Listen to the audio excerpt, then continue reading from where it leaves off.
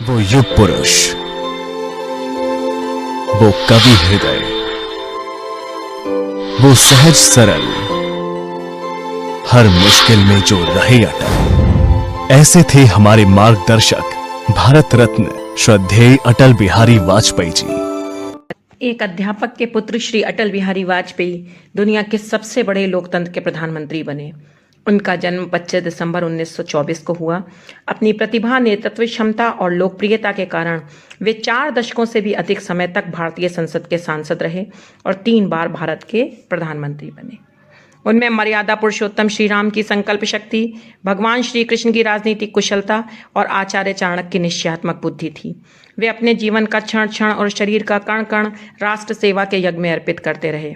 उनका उद्घोष रहा कि हम जिएंगे तो देश के लिए, मरेंगे तो देश के लिए। और इस पावन धरती का कंकर कंकर शंकर है, बिंदु बिंदु गंगा जल है। भारत के लिए हंसते हंसते प्राण न्यौछावर करने में मैं गौरव और गर्व का अनुभव करूंगा। ये उनके बोलने का अनूठा अंदाज और सारगर्भित भाषण की कला का जादू था कि उनके विपक्षी भी उनका सम्मान करते थे। वे अजात शत्रु थे। अजात शत्रु यानी जिसका कोई शत्रु ना हो। वे कविताओं के जरिए अक्सर अपने हृदय की बातों को जाहिर करते थे। कदम मिलाकर चलना होगा, बाधाएं आती है आए, घृणय प्रलय की घोर घटाए, पांवों के नीचे अंगारे, सर पर बरसे यदि ज्वालाएं, निज हाथों से हंसते हंसते आग लगाकर चलना होगा, कदम मिलाकर चलना होगा। सम्मुख फैला अमर ध्येय पथ, प्रगति चिरंतन कैसी इतियथ, सुस्मित हर्षित कैसे श्रमश्रत, असफल सफल समान मनोरथ, सब कुछ देकर कुछ न मांगते, पावस बनकर ढलना होगा, कदम मिलाकर चलना होगा। अटल बिहारी वाजपेयी जी के जीवन दर्शन का मूल भाव भारतीयता रहा। भारतीय होने की पहचान के कारण उन्होंने 1977 में बतौर जनता सरकार के विदेश मंत्री संयुक्त राष्ट्र संघ में अपना पहला भाषण हिंदी में देकर सबके हृदय पर अमिट प्रभाव छोड़ा था। संयुक्त राष्ट्र में अटल बिहारी वाजपेयी का हिंदी में दिया गया वह भाषण उस वक्त बहुत लोकप्रिय हुआ था। भारत के लिए ये बेहद गौरवशाली क्षण था। ये पहला अवसर था जब यूएन जैसे अंतर्राष्ट्रीय मंच पर भारत और हिंदी भाषा का मान बढ़ा था। हिंदी में दिए गए इस भाषण से यूएन में आए सभी प्रतिनिधि बहुत प्रभावित हुए और उन्होंने खड़े होकर उनके लिए तालियां बजाईं।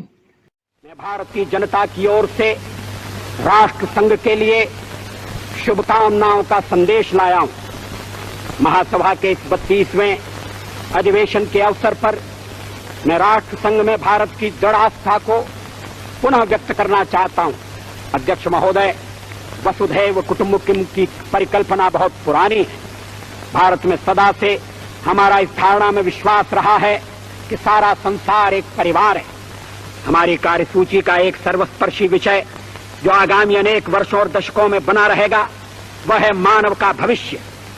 मैं भारत की ओर से इस महासभा को आश्वासन देना चाहता हूं कि हम एक विश्व के आदर्शों की प्राप्ति और मानव के कल्याण तथा उसके गौरव के लिए त्याग और बलिदान की बेला में कभी पीछे नहीं रहेंगे। जय जगत, धन्यवाद। अटल सरकार ने 11 और 13 मई 1998 को पोखरण में 5 भूमिगत परमाणु परीक्षण विस्फोट करके भारत को परमाणु शक्ति संपन्न देश घोषित कर दिया। इस कदम से उन्होंने भारत को निर्विवाद रूप से विश्व मानचित्र पर एक सुदृढ़ वैश्विक शक्ति के रूप में स्थापित किया। ये सब इतनी गोपनीयता से किया गया कि अति विकसित जासूसी उपग्रहों व तकनीक से संपन्न पश्चिमी देशों को इसकी भनक तक न लगी। यही नहीं, इसके बाद पश्चिमी देशों द्वारा भारत पर अनेक प्रतिबंध लगाए गए, लेकिन वाजपेयी सरकार ने सबका दृढ़तापूर्वक सामना करते हुए आर्थिक विकास की ऊंचाइयों का स्पर्श किया।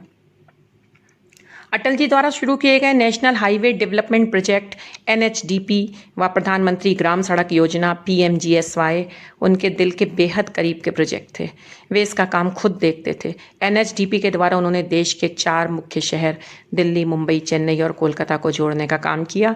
PMGSY के द्वारा पूरे भारत को अच्छी सड़कें मिली जो छोटे छोटे गाँवों तक को शहरों से जोड़ती थी। कारगिल युद्ध व आतंकवादी हमले के दौरान अटल जी द्वारा लिए गए निर्णय, उनकी नेतृत्व क्षमता और कूटनीति ने पूरे विश्व को प्रभावित किया। उनकी छवि पूरे विश्व के सामने एक सशक्त नेता की बनकर उभरी। 2015 में देश के सर्वोच्च सम्मान भारत रत्न से अटल जी को सम्मानित किया गया। यह सम्मान उनके जन्म दिन 25 दिसंबर को राष्ट्रपति प्रणब मुखर्जी द्वारा उनके निवास स्थान पर दिया गया। अटल जी के लिए पहली बार किसी राष्ट्रपति ने प्रोटोकॉल तोड़कर उनके घर जाकर सम्मान दिया।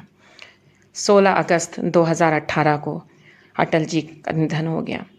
ठन गई मौत से ठन गई, बरसों पहले इन शब्दों को कागज पर दर्ज कर चुके अटल बिहारी वाजपेयी की सचमुच मौत से ठन गई और वे अनंत यात्रा पर महाप्रयाण कर गए। भारत को सबसे आगे ऊंचाई पर दुनिया की अगुवाई करते देखने का सपना भारत रत्न अटल बिहारी वाजपेयी की आंखों में सदैव पलता था।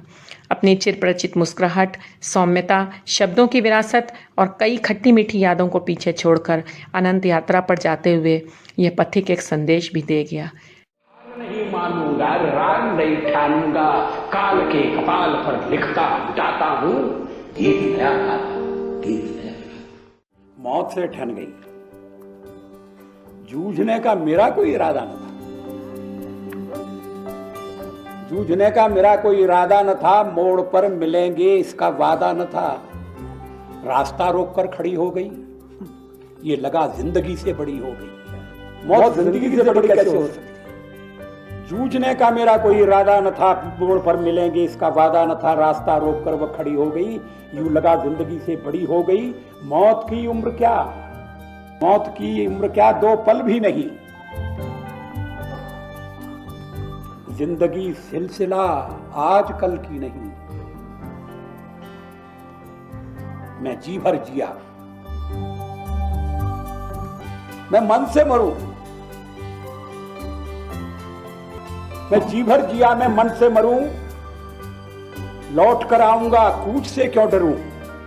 आज उनकी जन्म शताब्दी के अवसर पर देश एक ऐसे राष्ट्र नायक को स्मरण कर रहा है जिनका जीवन सिद्धांतों और व्यवहार के बीच संतुलन का आदर्श प्रस्तुत करता है।